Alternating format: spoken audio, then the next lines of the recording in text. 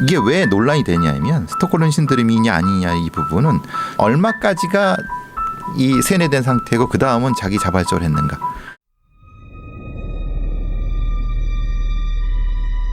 (1974년 2월 4일) 밤 버클리 벤비뉴가의 한 아파트.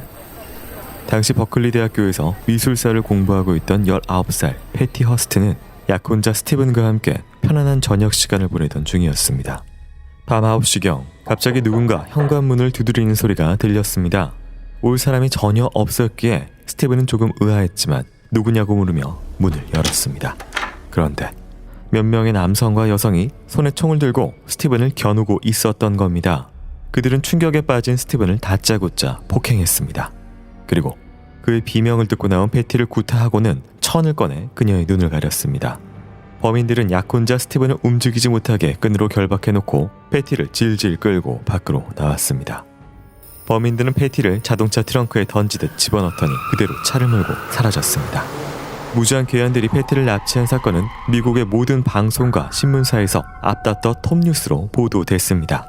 납치된 피해자 패티 허스트가 미국 17개 도시의 일간지 및 3개 방송사 그리고 통신사와 출판사 등을 가졌던 미디어의 거물 윌리엄 랜돌프 허스트의 손녀였기 때문입니다. 납치 사건이 있고 3일 후 버클리 라디오 방송국에 한 통의 편지가 도착했습니다. 우리는 SLA다. 우리는 패티 허스트를 전쟁 포로로 잡고 있다. SLA는 미국 정부를 해체하고 재산의 평등 분배를 주장하는 미국의 소규모 좌파 단체였습니다. 이 단체의 회원 2명이 살인 혐의로 교도소에 수감 중이었는데 이들을 빼내기 위해 패티 허스트를 납치, 인질로 잡고 있었던 것입니다. SLA는 허스트 집안의 영향력을 이용해 회원들의 석방을 촉구했지만 정부는 전혀 움직이지 않았습니다. 그러자 이들은 다른 요구를 해왔습니다. 캘리포니아의 산타로사부터 로스앤젤레스까지 이 지역 안에 있는 모든 가난한 사람들에게 $70 상당의 식량을 배포하라. 그러면 패티 허스트는 무사히 돌아갈 수 있다. 범인들의 요구에 따라 패티의 아버지는 대출을 받아 지역 빈곤층에게 약 $200만 달러의 식량을 즉시 기부했습니다. 하지만 범인들은 부족하다며 다시 $600만 달러를 더 쓰라고 요구했고 패티 허스트를 풀어주지 않았습니다. 가족은 물론 언론에서도 연일 그녀의 안전을 걱정하는 뉴스를 내보냈고 그녀가 사망했을지 모른다는 조심스러운 추측도 일각에서는 떠돌았습니다. 그런데 패티가 납치되고 약 2달 정도가 지난 4월의 어느 날 샌프란시스코의 은행에 총기로 무장한 5명의 강도가 침입했습니다. 이들은 인질을 잡고 총으로 위협하며 은행의 돈을 강탈했습니다. 조사 결과 강도들은 SLA 조직원들이었습니다. 그런데 놀랍게도 은행 감시 카메라에 찍힌 조직원들 중 납치된 피해자 패티 허스트가 있었습니다. 전투복을 입고 있던 그녀는 전보다 더 마른 모습에 기관총을 들고서 인질을 위협하고 있었습니다.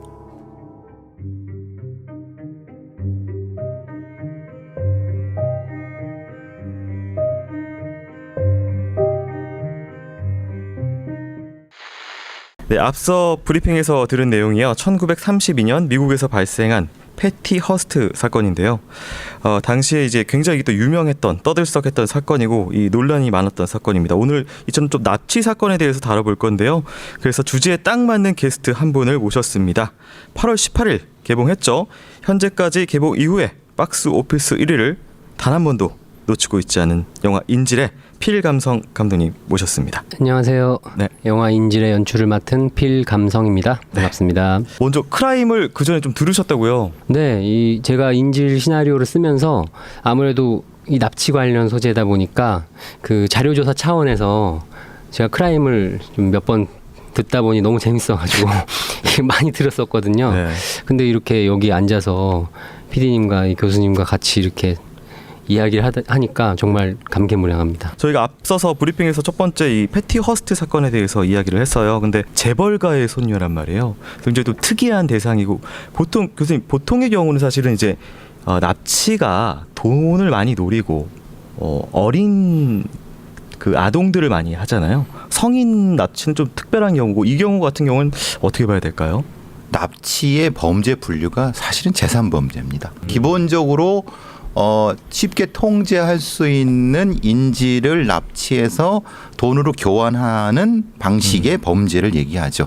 그렇게 됐을 경우는 실제로 성인 납치는 원래의 표준적인 형태하고는 많이 떨어져 있죠. 그렇기 때문에 성인 납치는 상당히 발생 빈도도 적고 실제로는 거의 존재하지 않지만은 근데 이제 거기에서 FBI가 간과한 것들은 뭐냐면 정치적인 사건들입니다. 그러니까 좌익 반군 아니면 우익 테러리스트들이 자신들의 정치적인 목적에 따라서 그래서 그것을 FBI에서는 별도로 분류해 극단주의 사건으로 또 분류를 합니다. 제3범죄와 극단주의 사건 사이에 존재하는 어떤 겁니다. 지금 이제 영화 같은 경우도 진짜 황정민 배우가 황정민 배우 역할로 나온다라는 굉장히 특이한 상황인데 네.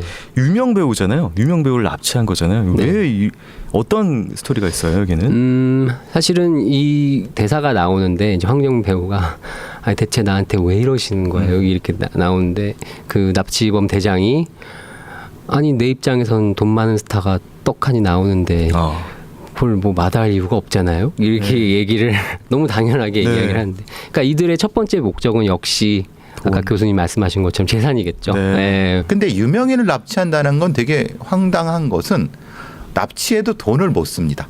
왜냐하면 끝없이 추적을 당하기 때문에. 그렇습니다. 네. 그래서 사실은 유명인 납치라고 하는 건 재산범죄로 분류하지 않는 이유가 그런 거죠. 그런 이유. 이거 좀 다른 부분. 네. 지금 사건에서 잠깐 돌아가자면은 네. SLA라고 하는 이제 좌익 좀 강경한 단체인데 석방하지 않았었는데 2달 후에 기관총을 들고 마치 일행인 양 은행을 털고 있는 게 CCTV에 찍혀가지고 다시 확인이 되거든요. 이게 너무나 이제 갑작스러운 반전이기 때문에 심지어 살았는지 죽었는지조차 감감무소식인 상황에서 갑자기 이런 식의 반전으로 등장을 하는데 이게 크게 두 가지 가능성이 있을 것 같긴 한데 어떻게 좀 보실 수가 있을까요, 교수님? 이들은 어떻게 보면 절대자입니다.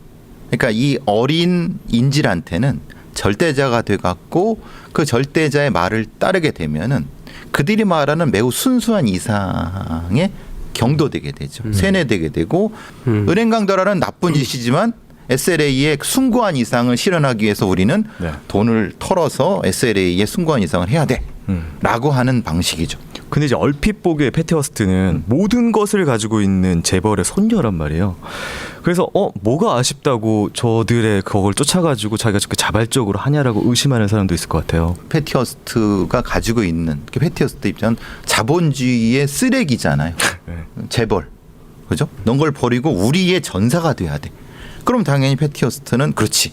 아, 이 자본주의 쓰레기. 나는 그 쓰레기의 혈육이네.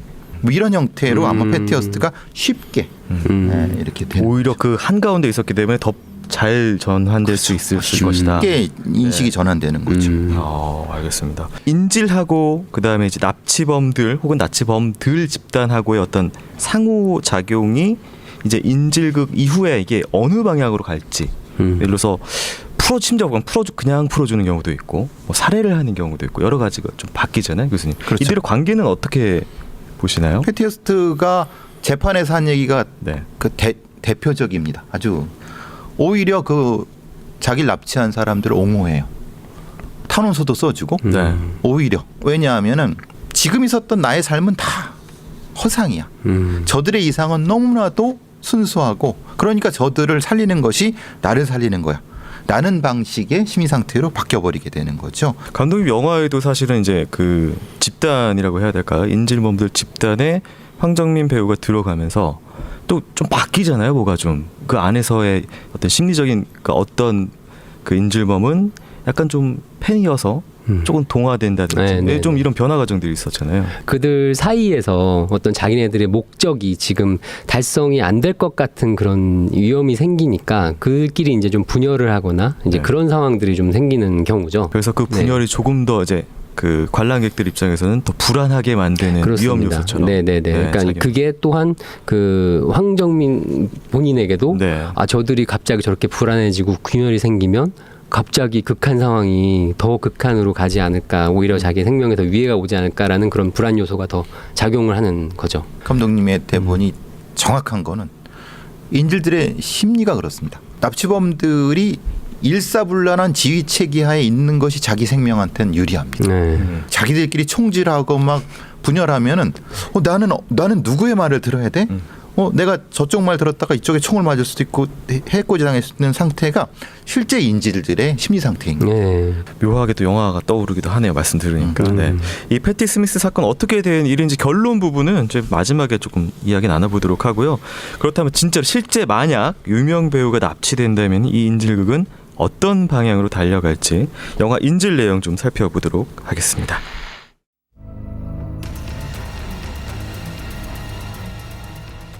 저는 항상 사람들한테 그래요. 일개 배우 나부랭이라고.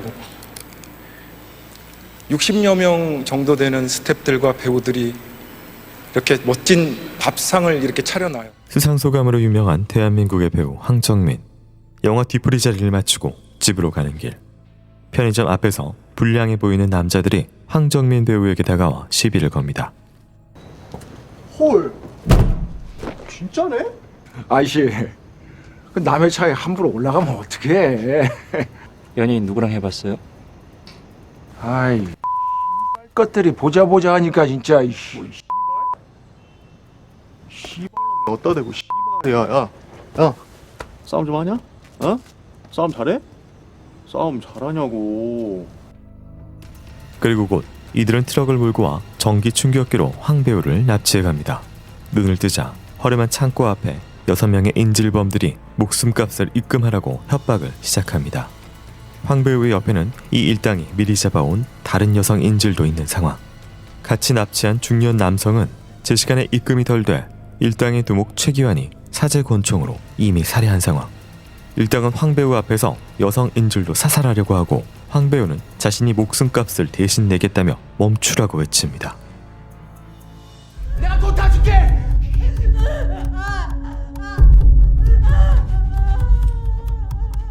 내가 너한테 얼마 달라 그랬지? 2억이래. 그럼 둘이 앞에서 얼마 줄래? 5억 드릴게요. 황정민 지금까지 찍은 영화가 몇 편이지? 출연료 몇 억씩 받으면서 두 사람의 5억. 지금 장난까? 한편 광수대의 신 팀장과 백 형사 등은 인질범들 중 한 명인 염동훈의 뒤를 쫓고 있습니다. 염동훈에게 대포트럭을 넘긴 남자를 잡아서 자백을 받아내려는 백 형사. 염동훈이 사람을 납치해서 2억을 받기로 했는데 8천만 원밖에 못 받았다고 가족한테 시체 17토막을 보냈대요. 8천만 원 하지. 경찰이 인질 살해 사건 때문에 염동훈의 뒤를 쫓고 있었던 것입니다. 하지만 경찰은 아직 인질범들의 구성조차 파악하지 못하고 있는 상황. 그 시간 여성 인질과 같이 잡혀있던 황 배우는 범인들이 처음부터 얼굴을 보여주고 범행을 했기 때문에 돈을 받더라도 살아날 가능성은 없다고 보고 처음부터 우리를 죽일 생각이었든지. 필사의 탈출을 시도합니다.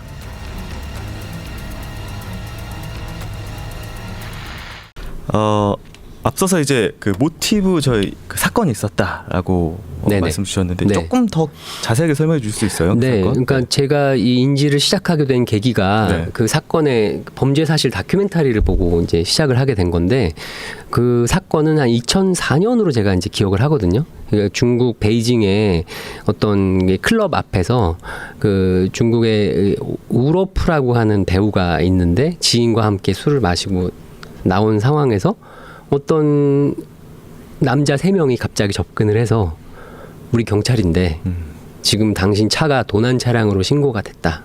그래서 우리를 같이 좀 가자. 네. 그리고 이제 경찰 신분증 보여주고 근데 사칭한 거죠. 네. 아니 그러면 뭔가 증명을 좀 해달라. 그러니까 빨리 따라오라고 그래서 바로 차에 태우고 가버리거든요. 그래서 지인이 그때 이제 신고를 했을 때는 이미 늦은 상황. 그러면서 이제 사건이 발생을 하게 되고 다행히 이제 하루 만에 구출을 됐죠. 그 다큐멘터리의 방향은 그 경찰들이 어떤 단서로 그들을 추적해서 어떻게 검거를 했는가가 이제 포인트였고, 근데 저는 그 하루 동안에 어떤 일이 있었을까가 이제 연출자 입장으로서는 너무 궁금한 거예요. 네. 예, 그게 이제 베일에 가려져 있으니까 만약에 내가 연기자라면 저기서 어떤 행동을 할 수 있을까? 뭐 이런 생각을 하다 보니까 이게 인질의 이제 아이디어들이 점점점 발전을 하게 되었습니다. 황정민 배우 생각은 궁금해요. 이제 본인 배우인데 배우 역할을 네네. 해야 되고 네. 인질극 상황에서 자기가 자기 같이 안 보이면 또 안 되는 연기를 또 해야 되는 네네. 복잡한 거잖아요. 네, 그렇죠. 어떠셨나요?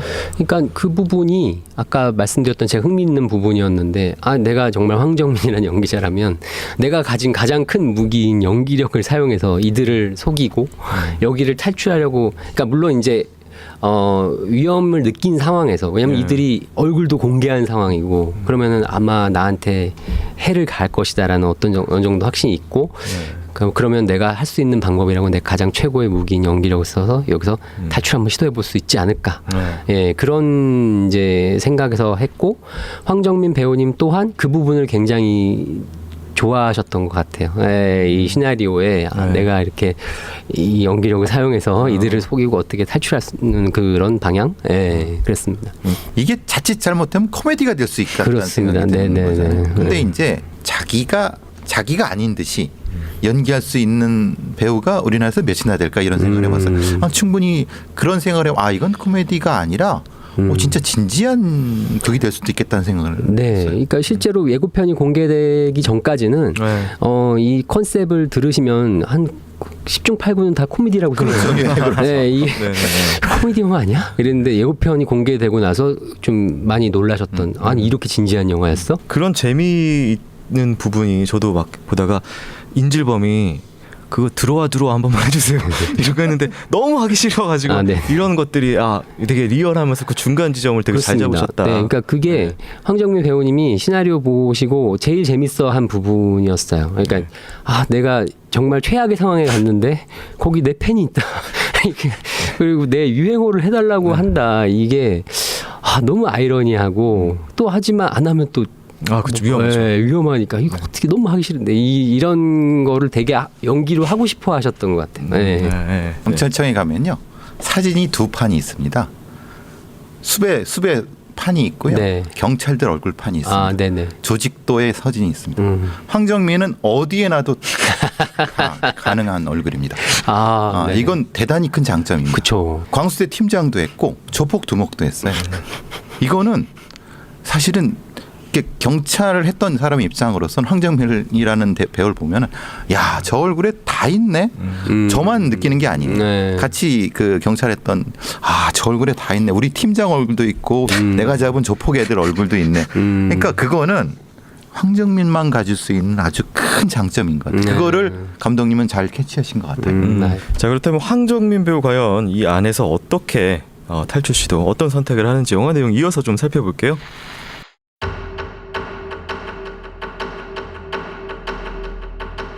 나랑 연락이 안 되면 내 매니저가 분명히 경찰에 신고할 거예요. 인터뷰 못 간다고 전화를 해야 될 것 같은데. 황 배우는 인질범을 설득해 매니저에게 전화를 걸었으나 매니저는 모르는 번호라 바로 끊어버립니다. 황 배우는 배우 박성웅에게 전화를 겁니다. 성웅아, 나 정민영이야. 어이 씨발 그러노. 근데 번호가 왜 이래요? 우리 이따 인터뷰 있잖아. 그거 내가 못 갈 것 같거든. 인터뷰를 못 와? 왜? 집에 일이 좀 생겨서 부탁 좀 할게. 고마워. 그러면서 다급하게 박성웅 배우에게 무언가 마지막 시그널을 건네는 황정민. 박성웅 배우는 황 배우의 매니저에게 그의 말을 전합니다. 그런데 그 말에 이상함을 느끼는 매니저. 과연 매니저는 그 신호를 눈치챌까요? 황 배우는 인질단의 리더 최기환이 자리를 비운 사이 탈출을 시도합니다. 심장약을 못 먹으면 목숨이 위험하다며 혼절하는 연기에 바지에 오줌까지 싸는 황 배우. 이 연기에 속은 염도군이 약국으로 차를 몰고 나가고 최기환이 이 일을 알고 인질범들 사이에선 갈등이 발생하는데, 아니 형님도 직접 보셔야 돼요. 완전 침 질질 흘리고 오줌 싸고 난리도 아니에요 진짜. 이 벌레 같은 새끼가 너 3분 내로 전화해서 그 새끼 바꿔. 1초만 늦어봐. 너 나머지 손가락 내가 다 잘라버린다.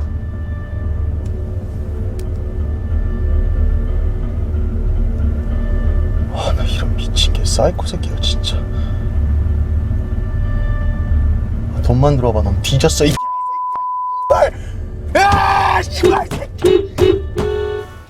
내부의 갈등이 커지는 사이 경찰의 도착은 요원해 보이고 최기환은 눈에 불을 켜고 황정민을 압박해갑니다. 황 배우는 과연 이곳을 무사히 탈출할 수 있을까요? 영화 인질이었습니다.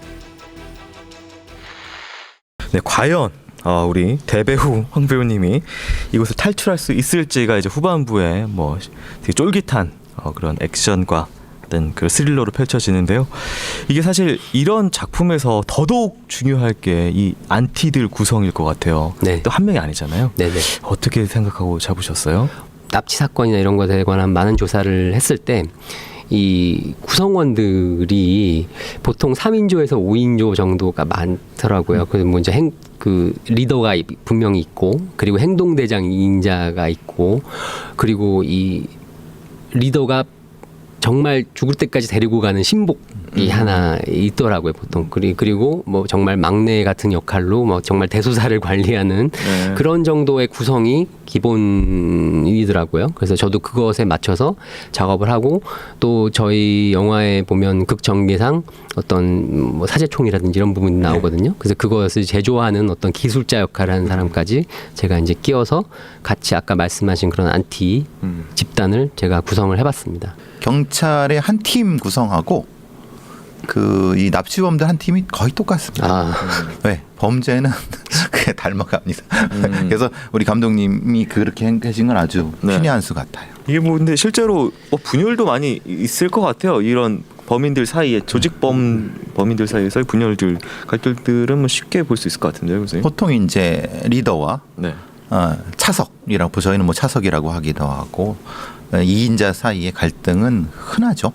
보통 방향성 가지고 하고 거기서부터 주로 이제 가장 핵심적인 건 이런 사건은 돈 처리, 인질 처리 방법에 따라서 크게 나눠지죠. 거기 밑에 이제 소위 말하는 꼬붕들이 어디에 붙느냐가 또 그래서 2대2, 3대3 이렇게 보통 이렇게 되는 경우가 현실에서 흔한 상황인 거죠. 대배우가 납치가 됐어요. 일단은 그럼 경찰도 다를 것 같고, 왜냐면 유명한 사람이 사라진 거잖아요. 그리고 이제 납치를 한 입장도 조금 일반 돈 많은 뭐 부자한 입장이랑 좀 다를 것 같은데 그 부분도 좀 녹아 있나요, 작품에? 저희가 초반에는 이 납치범들이 벌였던 지난 그런 다른 범죄에 대해서 네네. 수사를 하다가 이게 중간에 황정민이 납치했다는 사실 알게 되거든요. 그 다음부터 이제 더 이렇게 총동원이 되는 그런 이제 양상을 보이죠. 저희가 이제 그 개봉하고 있는 작품이기 때문에 뒷이야기는 더 이상 할 수 없지만 혹시 감독님께서 어떤 포인트로 후반부에 어떤 포인트를 좀 봐주십사, 이 작품 전체적으로 좀 어떤 포인트가 저희가 사실은 탈출의 포인트, 황정민이 어떤 식으로 탈출을 할까가 이제 포인트이기 때문에 후반부는 사실 계속 좌절과 그 절망 끝에 황정민이 어떤 수를 써서 과연 탈출을 할 수 있을 것인가에 더 포인트를 맞춰서 보실 수는 있을 것 같아요. 왜냐하면 초반부에는 연기력을 써서 이렇게 하는데 그 수가 이미 들켜서 더 이상 그걸 쓸 수 없고 하지만 또 그 나름의 또 그 방식을 사용해서 어떻게든 또 탈출을 하려고 하는 이런 수싸움을 보시면서 영화를 보시면 더 재밌지 않을까, 네, 그렇게 생각합니다. 자, 영화 뒷부분은 극장에서 확인하시면 되겠고요. 앞서서 저희가 오늘 에피소드의 문을 열었던 패티 허스트 사건 어떻게 결론 났는지, 사실 이게 납치 피해자가 범인들과 함께 기관총을 들고 은행을 털러 왔다, 이 모습이 굉장히 미국인들에겐 충격적일 수밖에 없었을 텐데요. 뒷이야기 듣고 오도록 하겠습니다.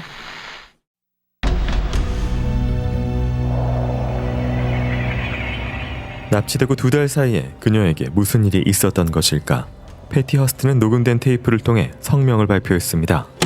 저는 위대한 도시 게릴라 SRA의 조직원이 됐습니다. 이제 제 이름은 타니아이고 혁명을 위해 죽음을 각오하고 싸우겠습니다. 패티 허스트, 아니 타니아는 성명에 부모를 파시스트라고 부르며 비난했습니다. 그리고 자신이 사랑했던 약혼자 스티브는 성차별적이고 연령차별적인 돼지라고 표현했습니다. 그녀는 검은색 전투복을 입고 기관총을 든 채 SRA의 휘장 앞에서 선전 포스터를 찍었습니다.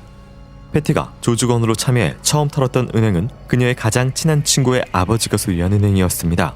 SRA는 은행 강도를 끝내고 샌프란시스코를 떠나 LA로 거점을 옮겼습니다. 그렇게 약 한 달이 지난 5월 16일 LA 한 지역 상점에서 조직원 2명이 탄약 벨트를 훔치려다가 지배인과 종업원에게 적발됐습니다. 이들은 직원과 몸싸움을 벌이다가 가까스로 도망쳤습니다. 당시 밖에서 조직원을 기다리고 있던 패티 허스트는 지나가는 자동차를 총으로 위협해 세운 뒤 조직원들을 차에 태우고 차 주인까지 납치해 도망쳤습니다. 하지만 그들이 은신처에 도착하기 전 경찰이 먼저 그곳을 덮쳤고 SLA 조직원과 경찰 사이에 격렬한 총격전이 펼쳐졌습니다.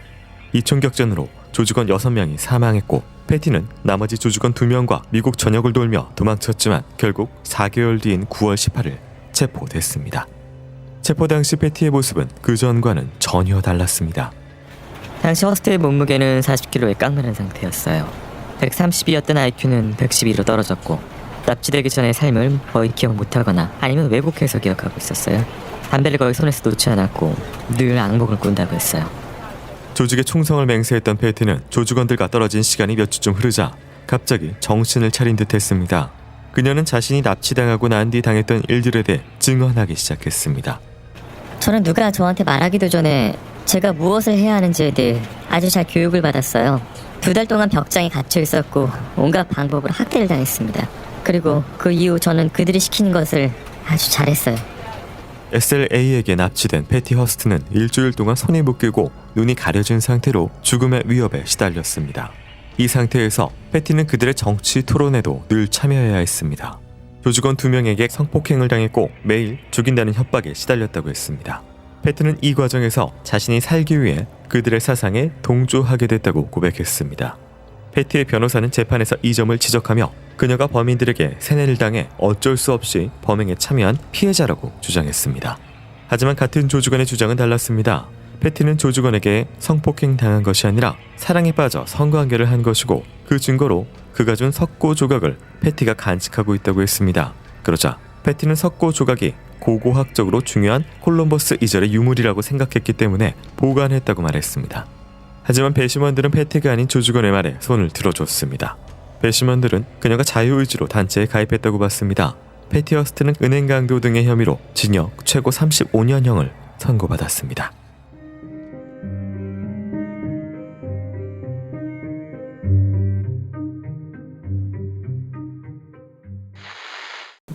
이 패티 허스트가 이름을 바꾸고 성명도 발표를 했다. 뭐 거의 게릴라 내용의 성명이고 앞서서 얘기한 대로 무슨 자본주의 막 그런데 혐오적인 내용의 어떤 그런 성명을 발표를 했습니다. 근데 이제 또 나중에서는 내가 뭐 죽음의 위협을 겪었다. 뭐 성폭행도 당했다. 뭐 이런 내용들이 좀 있었는데 어떤 게 조금 더 진실에 부합을 한다. 어떤 과정을 겪었다고 보세요? 둘 다 진실이 아니죠. 죽음의 위협도 당하지 않았을 것이고 강간이나 이런 것들도 실제로는 그런 거는 물론 이제 초기에는 이제 성범죄를 당했을 수 있지만은 충분히 이용해 먹으려고 하면은 그렇게까지 험하게 다룰 이유는 없고 네. 다만 동기부여만 해주면 됩니다. 보통 이 정도의 연령에 있는 인질한테는 왜 필요한가만 몇 가지만 던져주면 오히려 더 능동적으로 그러니까 폭력이라든가 더 심한 형태의 압박보다는 네. 동기부여가 세뇌시키는데 상당히 성과가 훨씬 높거든요. 네. 그렇다고 봤을 때 패티 허스트가 얘기한 뒷부분의 거는 사실은 거짓에 가깝고 앞부분에서 행위 자체는 분명히 가능한 부분 대신 그거를 유도하는 부분에서는 크게 어렵진 않았을 거라고 봐요. 특히 이제 이런 정보가 차단된 채 살아왔던 사람 말하자면 뭐 재벌의 뭐 외동딸이라든가 이런 손녀 이런 사람들은 다른 아주 색다른 형태의 정보를 제공해주면 그거에 대한 해석의 일종의 퀸칭이라고 할까? 그러니까 버퍼링이 생기기 때문에 네. 오히려 더 쉽게 세뇌가 됐을 가능성이 높죠. 이거는 뭐 IQ가 130에서 112로 떨어지고 막 기억 못하거나 왜곡해서 기억하고 있었다. 이거는 뭐 어떻게 보세요? 뭐 왜냐하면 문제 네. 해결 능력 자체를 제한시켜 버리면 네. 우리가 IQ라는 건 문제 해결 능력이거든요. 네.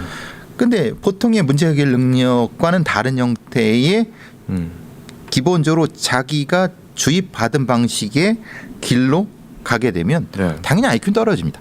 근데 IQ는 떨어지면 수행력은 높아져요. 이 패티 허스트가 기관총을 가지고 마치 대단히 그 기꺼운 마음으로 뭐 막 하잖아요. 네. 그렇기 때문에 이런 형상이 나타나는 거예요.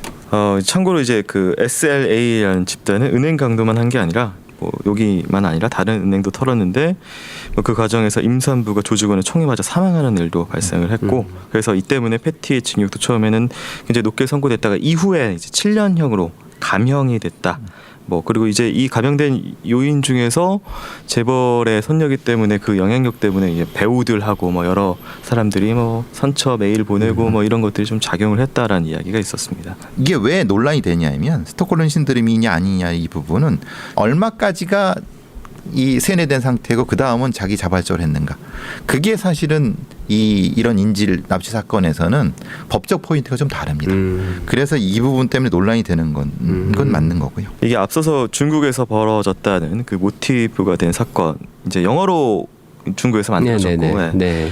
여기 흥미로운 게 납치 그때 당시 당하셨던 배우분한테 본인 역할로 이게 배역 캐스팅 제안이 들어갔는데 네. 거절하셨다. 예, 맞습니다. 네. 예. 그리고 형사 반장으로 나오세요. 다른 역할로. 예, 그 영화에. 네. 그래서 오히려 잡고 싶으셨나 봐요.